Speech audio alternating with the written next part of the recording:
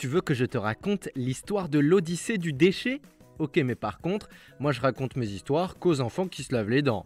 Donc attrape ta brosse à dents, ton dentifrice, et tu frottes jusqu'à ce que l'histoire soit terminée. 3, 2, 1, 0. Je vais te confier un petit secret. Tu sais, moi aussi ça m'arrive de manger un bonbon. Oh, pas souvent. Et puis je me brosse bien les dents après, mais bon, on peut pas manger que des choux de Bruxelles tout le temps non plus. Il faut bien se faire plaisir. Par contre, il y a un truc auquel je fais toujours très attention, c'est de jeter mon papier à la poubelle.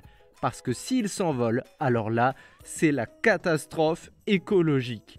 Le plastique, c'est fait avec des éléments très chimiques pour qu'il soit bien résistant. Sauf qu'un sac plastique, par exemple abandonné dans la nature, eh bien il met 400 ans à se dégrader. Ça veut dire que même tes enfants, petits-enfants et arrière-petits-enfants le retrouveront. Sans parler des animaux qui risquent de se prendre dedans ou d'en manger un bout. Ça c'est vraiment la catastrophe. Mais s'il fallait classer les déchets, l'un des pires de chez pire, c'est le mégot de cigarette. Ben oui, je sais, c'est très mauvais pour la santé. Mais il y a encore plein d'adultes qui fument parce que c'est très dur d'arrêter. C'est bien pour ça qu'on dit qu'il ne faut jamais commencer.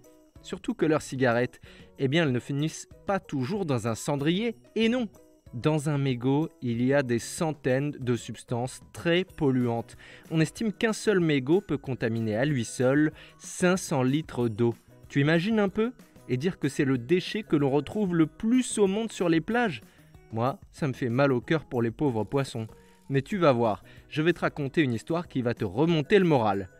Mais d'abord, je viens de tomber sur une information capitale qu'il faut absolument que je te raconte. Est-ce que tu savais que les vaches aussi avaient des dents de lait ?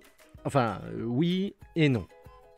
Elles changent bien de dents une fois dans leur vie, mais seulement en bas, sur les incisives et les prémolaires. Et il vaut mieux, parce que l'herbe leur abîme quand même vachement les dents. Tu l'as ? Vachement, pour les vaches. Bon, je reviens à mon histoire si tu veux bien. Mathieu Wittvoet, c'est un éco-aventurier qui a déjà fait le tour du monde à vélo pour parler de la pollution plastique. Et il a eu une nouvelle idée pour sensibiliser les gens à la pollution des mégots de cigarettes.